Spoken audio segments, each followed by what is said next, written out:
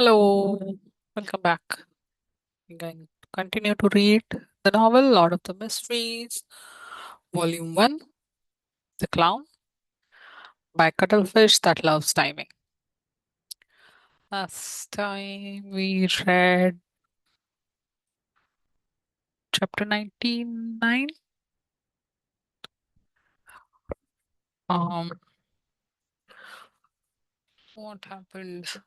Oh, we started combat training. Yep, training. We had the dinner. Oh, and then yeah, when we met Isaac, he mentioned something about coincidences. And then Klein tried to divine the three main coincidences he has noticed over the last since his reincarnation actually. Um Elliot's kidnapping, then Ray Bieber staying in Lingen, and Selena's divination, magic mirror divination. And then he did notice something when he tried the same divination in the grey fog, above the grey fog, but the other two didn't result in anything. So he's now trying to look for clues to the sequence 8 clown potion. So yeah, let's continue. Chapter 10. Oh, sorry, 100. Chapter 100, interpreted symbols. Yay, chapter 100. Clues to the clown potion. On the seat of honor at the ancient bronze table, Klein repeated the divination statement a few times before leaning back and entering a deep sleep. His surroundings quickly became peaceful and quiet. He saw a hazy view of he saw a hazy view with countless distorted and blurry scenes flashing past, just like drops of morning dew on tender flower petals. Gradually, Klein grasped his spirituality and came to his senses. He saw a fireplace before him with a rocking chair in front of it. Sitting on it was an old woman dressed in black and white. Although he couldn't see her face since she was hanging her head low, Klein's gut feeling told him that she was an old lady. He was pretty certain about it. The old lady was facing a desk directly. There were newspapers and tin cans inlaid with silver on the desk. This is Klein found the scene before his eyes very familiar, and he quickly recognized what he saw. This was where Ray Bieber and his mother stayed. This was where he saw a bloated cadaver for the first time. There are clues to the that point to the clown potion here. Just as Klein's thought flashed past, the scene around him transformed. It was the grayish-white warehouse, hidden among identical buildings. There were white bones scattered all around and few balls of flesh that looked like they had been squashed by a boulder. In the middle of the warehouse was a grayish-white object that was the size of a fist. Its surface was filled with ditches and it looked soft but ductile. It looked like a brain that had been extracted out of a living being. Just as Klein recognized the scene and recalled something, the scene before him distorted like rippling water before transforming into another new blurry scene. A naked body was laid on the long table covered with the white cloth. There were some bluish, discolored patches on the corpse's skin. Klein suddenly knitted his brows and muttered, "It was the first image. It was first the images of Ray Bieber's hiding place and his remains, and now it's related to the brand on the suited clown's wrist." Just as he attempted to speculate what the scenes meant, the scene suddenly changed again. A marble coffee table, a set of two leather couches, a chandelier that hung high on the ceiling. There were three people: Clan Moretti, who had black hair, brown eyes, and a scholarly temperament, a wealthy man with a chubby body and pale skin, and a beautiful young lady with fishnet gloves. Following that, there was another three people and an object. A middle-aged man with black robe who had thick, spiky brown hair, a wealthy man with a chubby body and pale skin, and a half-century-old elder with messy eyebrows, thin brown hair, and gray-blue eyes, and a black notebook on the round table in between all of them. A notebook that exuded an ancient and distant air. The Antigonus family's notebook. Client suddenly sat up straight and the dream vanished. Looking outside the divine hall where there was boundless grey fog and crimson stars, he thought in both shock and confusion. I was divining for clues to the clown potion. Why would the Antigonus family's notebook show up? Let me think. That chubby guy was Welch. Yes, Welch, an unfortunate fella who brought the Antigonus family's notebook and triggered the sequence of incidents. The beautiful young lady wearing fishnet gloves was Naya. I remember the marble coffee table and the leather couch combination is the hallmark of Welch's place. I saw spirit medium daily there. In other words, what I saw was Welch's living room. It was a scene where the original clan and his two classmates were discussing the notebook. The client calmed himself down and tapped on the edge of the long bronze table rhythmically. Then what does the last scene represent? The notebook appeared. Welch appeared. Could it be the scene where he bought the ancient item? There were another two people. One of them looked very familiar. I feel like I've seen the middle-aged man in the classic black robe somewhere before. That spiky brown hair, severe dark eye circles. Yes, I know who is now. Hannah Swinson from the Divination Club. The Hannah Swinson who died peacefully after Captain snuck into his dream, having learned that Selena secretly obtained the secret incantation from him. No way. He was the one that sold the notebook to Welch? Everything appears to be coming full circle. The world surely is small. No, Tingen is really small. On careful thought, it really is a possibility that Hannah Swenson wasn't an ordinary fortune teller. He was obviously deep into mysticism and obtained the attention of an ancient evil god. He had the channel's ability and opportunity to acquire the notebook that was accidentally released by the secret order. It's no wonder Captain and the company never figured out where Welch bought the notebook. Their investigative approach was entirely wrong. They had attempted to investigate via the antique market, but when the actual whereabouts of the notebook was found, they gave up on that lead. What a pity. Hans Vincent just passed away not too long ago. Otherwise, we definitely could have found out something regarding the notebook.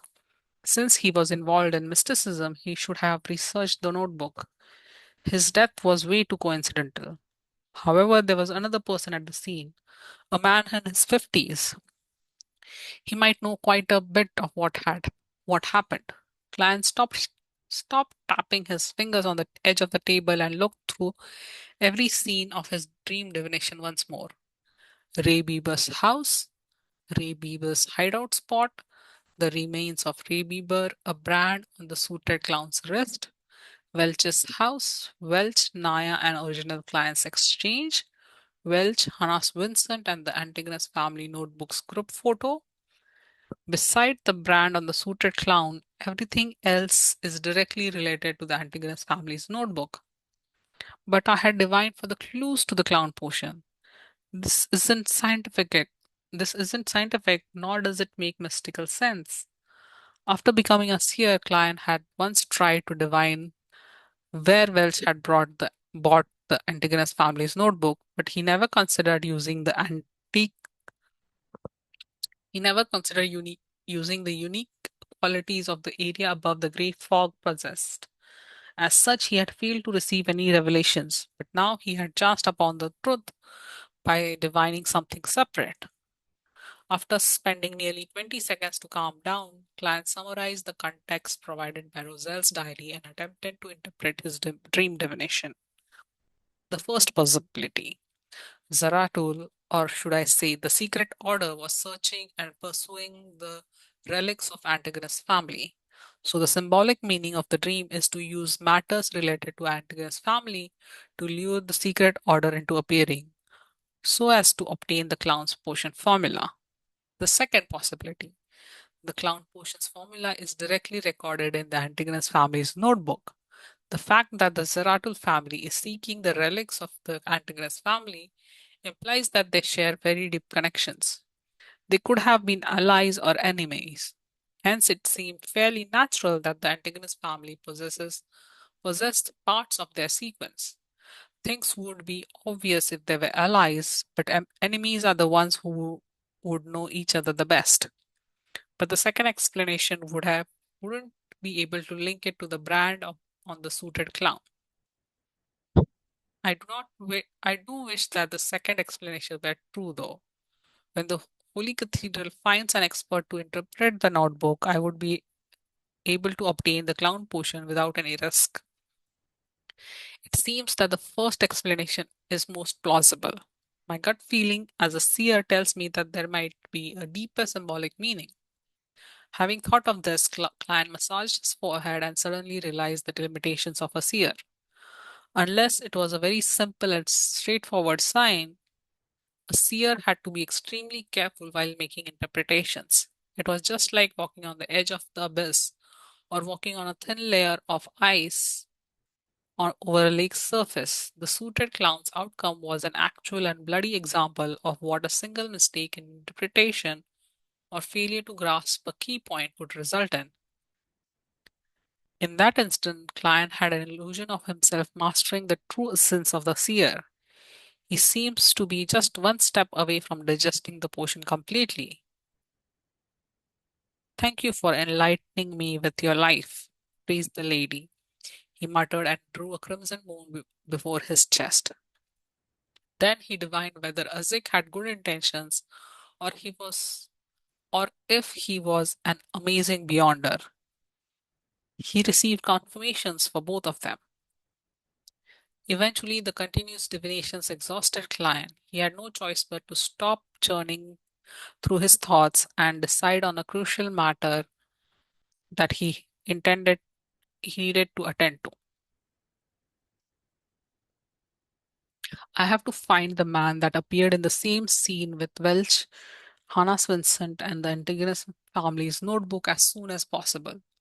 I can only I can begin my search with the Divination Club. I can't just confront Mr. Azik. Yes, he might be a mid-sequence beyonder of the life school of thought, but there's a lack of information making it impossible for me to divine. Klein let out a breath and conjured the portrait of half-century-old elder with messy eyebrows, thin brown hair, and grey blue eyes on the goat skin that appeared before him. This was the third person present when the Antigonus family's notebook was traded between Welch and Hannah Vincent. Looking at the portrait, Klein suddenly fell into a dilemma. I can't draw. During art class in primary school, I was always one receiving greatest criticism from the teachers. Should I use ritualistic magic like old Neil? This was done by praying to the goddess. If I were to use uniqueness of the area above the grey fog, I would be in trouble if the divinities noticed something amiss. Hold on a second. Perhaps I can pray to myself? Transmitting images and transmitting voices are similar.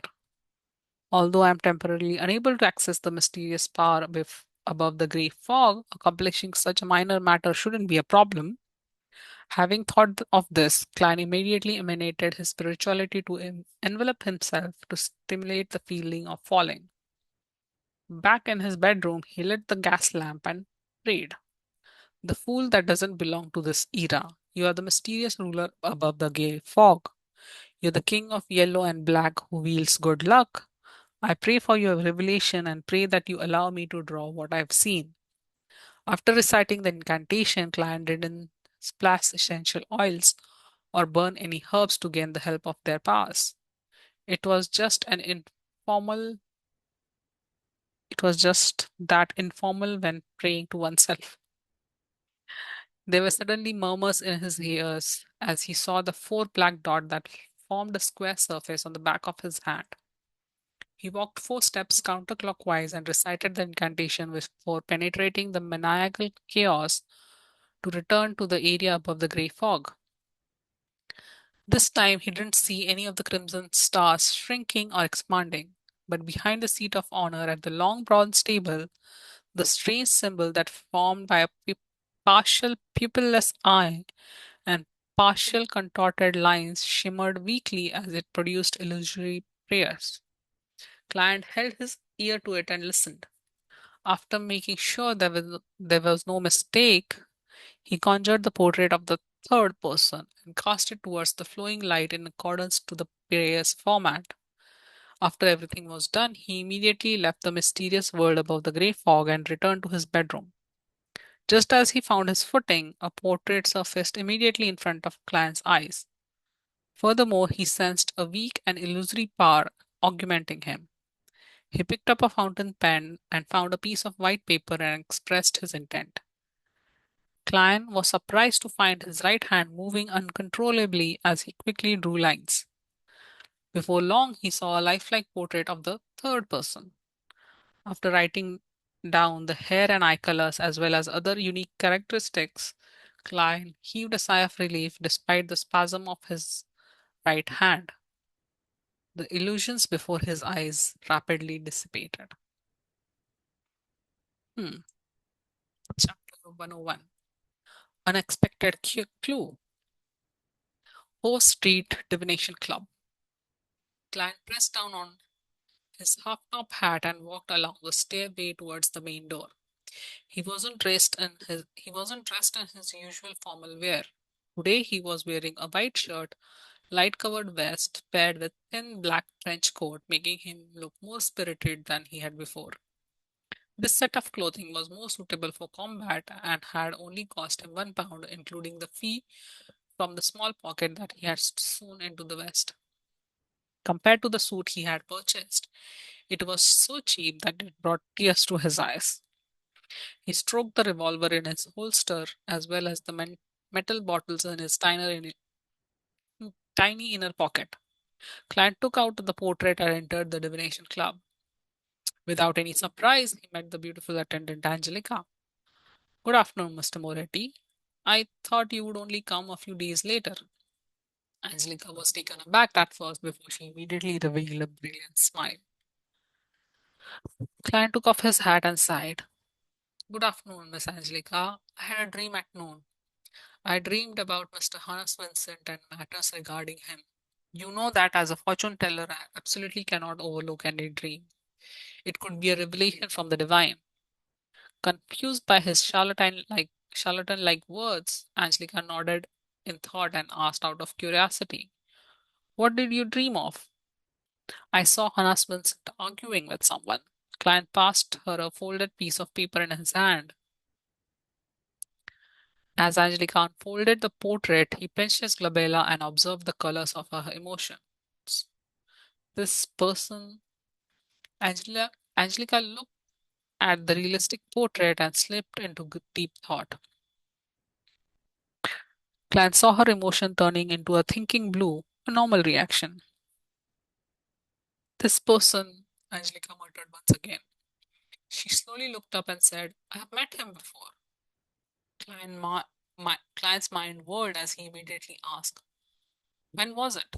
I can't remember the exact date. Maybe a month ago? I saw him send Mr. Vincent to the door and they were softly discussing something. I have a deep impression of him because of his thick and messy eyebrows as well as Mr. Vincent's rare smile. Angelica described as she recalled. Yes, he had a pair of grayish blue eyes and like most men his age, he had little hair on his head. Did you meet him again before or after that? Asked Lion gently. Angelica shook her head. No, I'm certain of that. I don't even know his name. To be honest, if it wasn't for you, I would have suspected that any person showing me a portrait like this is a policeman investigating Mr. Vincent's death. I don't find it odd no matter what revelation you receive, for you are a truth seer. My apologies, I am a policeman. Clara retorted silently as he sighed and said, A true seer would understand how minuscule he truly is compared to the vastness of fate. We can only see a hazy corner, forever receiving revelations but never answers. We must reflect upon them constantly and keep up our respect and fear. We must decipher this hence with caution and not see ourselves as the intelligent ones who had taken control of fate. By summarizing what he had figured out over the past few weeks, I suddenly realized that his spirit vision turned clearer. He could even faintly make out details within Angelica's aura. At that instant, he felt like a short sighted man who was wearing glasses that suited him. This, as my seer potion began to produce clear signs of digestion, Klein was stunned in disbelief. I never imagined a seer like you can still maintain such fear and respect towards fate. It's truly admirable, said Angelica earnestly. She had seen too many people in the divination club who claimed to see through the truth and change fate after learning a few divination methods. Klein retracted his gaze and chuckled. The more you know, the better you can understand how small we truly are. As he was saying this, he checked his body's condition and reflected on his past experiences. He could basically narrow the essence of the acting technique to acting corresponding to the name of the potion, understanding the hidden laws governing the role, as well as strictly abiding by those laws. Only by doing so could he change the state of his body, heart, and soul, making them closer to the remnant psyche in the potion, so as to gradually digest it. The acknowledgement of a seer's identity was only a factor on the surface.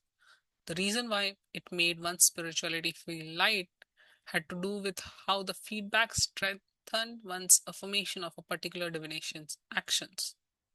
And these actions collectively form the rules of digesting the seer potion. To to help others interpret revelations and guide them in a better direction, yes, constantly maintains one's fear and respect towards fate. One cannot be too egoistical, too proud, or blindly believe one's interpretations. These are the laws I can think of for the time being, as well as the essence of acting techniques that will guide me towards the future. If it continues to be this successful, I won't need half a year. Perhaps in 2 or 3 months, or even 2 or 3 weeks' time, I'll be ready to completely digest the potion. That sign was extremely obvious. It's no wonder the mysterious Mr. Zaratul said that the Beyonders will clearly sense it when the potion is fully digested. There's no need for anyone to teach them. It is what it is. Just like now, although my spirit vision has enhanced a little, I know very well that this is only a pit stop in the digestion process and not the final destination. With this in mind, Clan couldn't help but thank the suited clown for teaching him with his life. If it wasn't for him, he would probably spend months at the divination club, summarizing the rules of a seer through numerous attempts, for better or for worse, before he began acting strictly. Mr. Moretti, I sometimes even think of you as a philosopher, Angelica said with a sigh upon hearing Client's reply. In my circle of friends, the term philosopher is used to scold somebody. Client was in a good mood. With that said, he bowed, wore his hat, and left after bidding farewell. Although Angelica was unaware of the gentleman's name or identity, was in no way depressed. What he learned was sufficient enough for him to engage the next phase of his plan. 32 Zotland Street, inside Blackthorn Security Company. Dunn looked at the portrait in his hands with his deep grey eyes. You wish to carry out a search for this person? Yes. Client had long prepared a reason for this. Captain, didn't I mention that I would head to the Divination Club to observe the reaction of its members on harassment and death? I did discover anything yesterday, but I accidentally found out today that the person in the portrait had appeared with harassment once and was secretly discussing something with him. I flipped through our team's investigation report just now, but I didn't discover any person resembling him in the report. There were no loopholes in his description. Even if Dunn Smith were to take his portrait to Divination Club, he would get the same answer from Angelica. Dunn cast his gaze away from the portrait and laughed. From the looks of it, the compensation funds weren't a waste. Captain, isn't your memory bad? Why would you mention the compensation at this point in time? Client maintained a smile and didn't say a word. Was this drawn by you? Dunn asked in passing. Yes, I drew it with the help of ritualistic magic, Client replied, completely honest. Honest. Of course, speaking the truth and revealing the whole truth were two different matters. Dunn nodded slightly and said, get old Neil to make a few more sets. I'll get Kenley and Royal to investigate and seek the cooperation of the police department. If if this clue is of any use, you would have contributed greatly once again. May Goddess bless us. Client tapped four spots on his chest as he appeared abnormally devout. For him, all he needed from Dunn and Company was to figure out the name and identity of the man in the portrait. He could divine his location above the grey fog. Despite it being his day off, Client didn't immediately return home after leaving the Blackthorn Security Company. Instead, he took a public carriage to the harbor and arrived in front of the evil Dragon Bar's entrance. In his considerations, although a seer lacked means to directly engage in combat with an enemy or the means to cast spells quickly, combat could be classified in many ways. Not all battles were chance encounters. As long as he had sufficient time to practice, a seer could similarly deal with an enemy using ritualistic magic. It was exactly how he resolved the magic mirror divination incident at Selena's house. This also meant that it was best if a seer brought along the essential oils, herbs, tiny candles to avoid being in a situation where they were unavailable when they were needed most, thus resulting in a helpless death. After all, not everyone was like Selena, who had an entire assortment of mysticism items which could be used. As for the ones he applied for, as Client had practiced frequently, he had used up most of them. He kept what was left in his tiny inner pocket. He patted the cash note in his pocket and pushed open Evil Dragon Bar's door and strode in. It was noon and there weren't many customers in the bar, nor were there any rat baiting or boxing matches. It was quiet and not lively enough.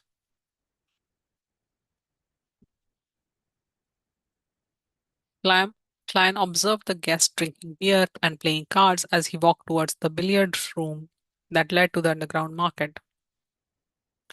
At that moment, he saw a muscular old man walk out with a torn admiral's jacket draped over his shoulders. Were you the friend old Neil brought last time? Reeking of the smell of alcohol. The blue-eyed, messy, brown-haired elder seized up Klein and laughed. Klein guessed at Klein guessed at his identity and took off his hat and bowed. Yes, how might I address you? Old Neil often mentions you. I'm the boss here, Swain. The blue-eyed elder's arms were thick and brawny. He had firm muscles and had a bearing of a military officer. Former Tinglin mandated Punisher captain. Rumor has has it that he was once part of Imperial Navy. Klein replied politely, yes. You are in need of money? Feel free to approach me. Swain laughed as he mentioned before walking towards the bar counter. At that moment, Klein's heart suddenly stirred as he immediately shouted, wait a moment, Mr. Swain, I have something I would like to ask of you.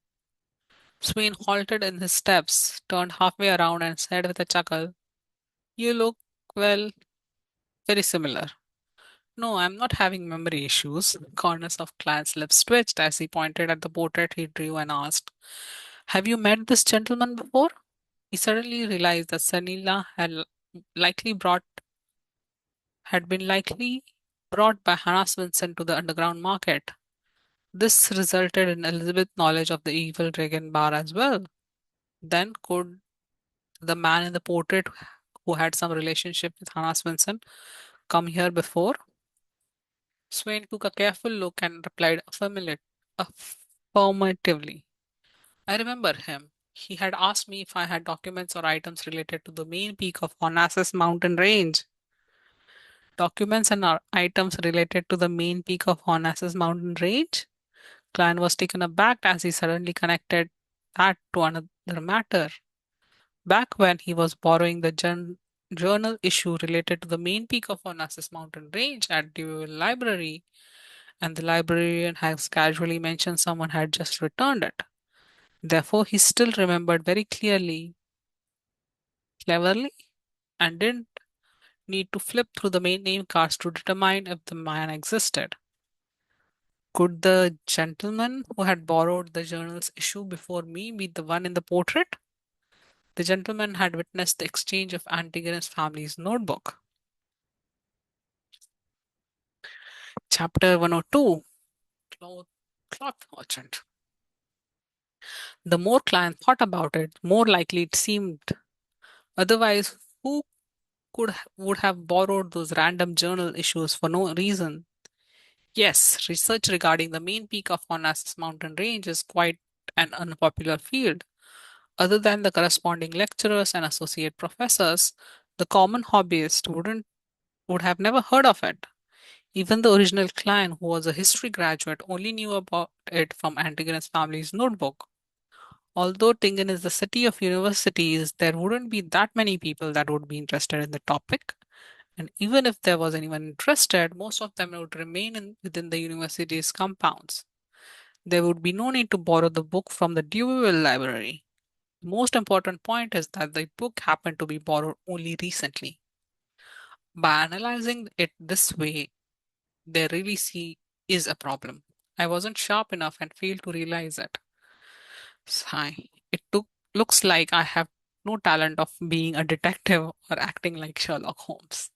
While these thoughts raced through his mind, the boss of Evil Dragon Bar, Swain, asked in puzzlement, is there a problem? Since there were customers and bartenders around, he could only ask indirectly. Nothing at all. I'm just wondering how I can investigate this gentleman. As you know, Hannah Swenson died at his home. Klein had long prepared his excuse. He didn't want to make the mandated punishers become interested in the ancient relics from the main peak of the Harnassus mountain range. Vincent was one of the rather famous fortune tellers in Tingan City. He often came here. Swain hadn't given a perfunctory answer, but as he recalled, he said, now that I think about it, the gentleman in the portrait did come together with Vincent at the very beginning. That is exactly what I wanted to know. Do you remember his name? Clan pressed immediately. Swain shook his head and chuckled. I won't ask for my customers' names or identities unless I know them to begin with, like old Neil. All right then. Clan deliberately revealed a sudden look. To him, it didn't matter if Swain knew, because he could check the Deweyville library. To borrow books from a privately funded library, he had to leave personal information, and his identification must have sufficient credibility. After all, Klein had relied on an introduction letter from a senior associate professor before he obtained a library card. Even if the gentleman had forged his information, it was very likely that he left some clues which can be helpful for my divination. Klein watched as Swain Klein watched Swain as he returned to the counter before entering the billiards room in deep thought. He wasn't in a hurry to head to the Dewey Library for his investigations. He had planned on completing his purchases first. After all, it was unknown if he would encounter danger and be required to use ritualistic magic for subsequent developments. After passing through few rooms, Klein arrived at the underground market. There were few stalls and customers, a clear indication that it wasn't peak hour yet. Just as he took a step forward, he suddenly saw the monster, Adam Misol, Misol, who could smell the scent of death, standing in the corner. The young man was pale. His eyes gave off a hint of terror and madness. He had also noticed Klein as he looked over. As they made eye contact, this name is difficult. Edemisol suddenly extended his hand to cover his face. He moved toward the corner of the wall in a panicked state. Soon he moved to the side door beside him and staggered as he ran out. Is that necessary? I just nearly blinded you the last time, but I didn't do anything. I just nearly blinded you the last time, but I didn't do anything. Seriously, it's as if I'm the devil. Glenn's facial expression was somewhat stiff. He shook his head and smiled. He stopped thinking about the monster and came to a stall. He started shopping with a goal in mind. After about half an hour, Klein spent £2, which was most of his secret stash money. He counted £3 and 17 solid he had left, and he felt his heart ache. However, he touched the small metal bottle in the inner pocket of his black trench coat. This is the Amantha extract, which is Madame Daly used previously. This is a powder mixed with drago tree bark and leaves. Essential oil which is extracted from slumber flowers. Dried chamomile petals. This is the holy night powder which I previously produced myself. Client recalled the items stored in every tiny pocket of his and repeated them. He did it to prevent himself from failing to find the ingredients that he would need at the crucial moment. Relying on his unique trait in mysticism, he quickly finished memorizing them and walked towards the door. Suddenly, he saw a somewhat familiar figure in the corner of his eyes. It was a young lady in casual green dress. Her smooth black hair was soft and glistening. She had a round face with long eyes. They gave her a sweet look and a refined bearing. It's the girl who was shivering strangely on the public carriage. She does seem fine. I never expected her to be a mysticism enthusiast. Hmm.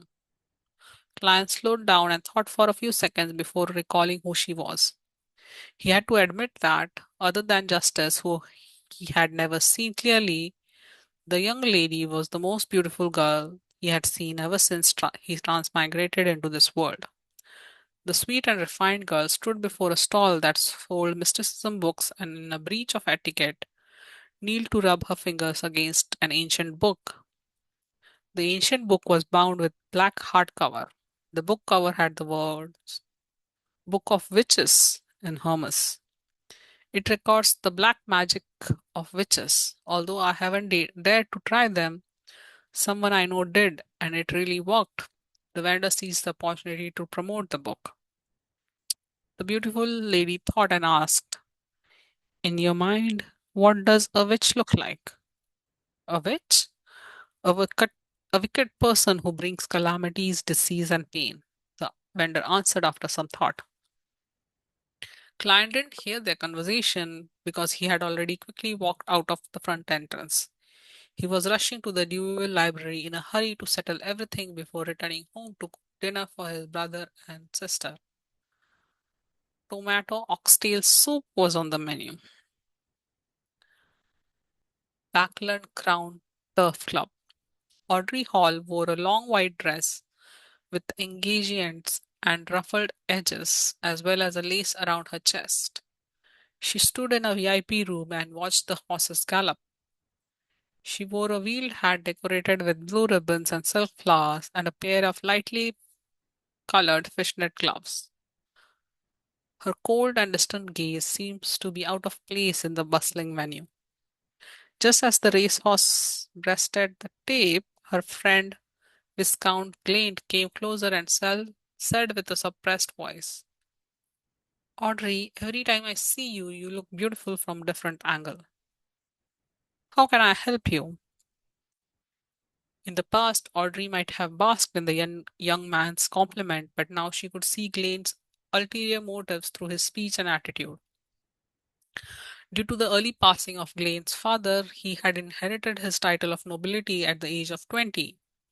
He was a slightly skinny young man He looked to the left and right and then chuckled softly and said, Audrey, I know a real beyonder, a beyonder that doesn't belong to the royal family. You have disappointed me every time you said that. Audrey looked forward and replied elegantly, Really? I swear on my father's name, I've seen his beyonder pass. Glade replied with whisper. Audrey was no longer the same as before, in which should be excited over the news. She was now a beyonder, but to prevent Glade from turning suspicious, she widened her eyes and faked a surprised smile. She asked with her voice trembling, When can I see him? Yes, it would be great to meet other beyonders. I can't just solve every triviality through the Tarot Club. Besides, I must gather my own resources to exchange them with Mr. Fool and Mr. Hangman. Not everything can be solved with money. So, now that I have sent out the £1,000, I'll have to be more frugal. Glenn was very satisfied with Audrey's response. He looked towards the racecourse and said, Tomorrow afternoon there'll be a literature and music salon at my place. Inside Deweyville Library, Klein took out his identity card and badge from his pocket and showed them to the few librarians. I'm a probationary inspector from Special Operations Department of Ava County Police. I need your cooperation in an investigation, he said in a deep voice, recalling the police films he had used to watch. The librarians looked at the identity card and badge before exchanging looks and nodding to each other. Go ahead and ask, officer. Klein recited the names of the journals like New Archaeology, and upon finishing, he said, I want the borrowing records of the journal for the last 2 months. He realized that one of the librarians had attended to him before, but it was obvious that the man didn't recognize him. All right, hold on a second. The librarian started researching. The librarians started searching and quickly found the recent borrowing records. Client flipped through the records seriously, looking for the man who had borrowed the same journals he did. There weren't many names since there was only one. He had borrowed the journal several times, including the issue that Client knew of. The earliest entry was the end of May, and the most recent entry was last Saturday, a day before Hannah Swinson's death. Client ran his finger over the borrower's information and memorized it. Sirius Arafis, cloth merchant residing at 19 Hove Street. Okay, we'll stop here for today. See you next time. Thank you for listening. Have a nice day. Bye bye.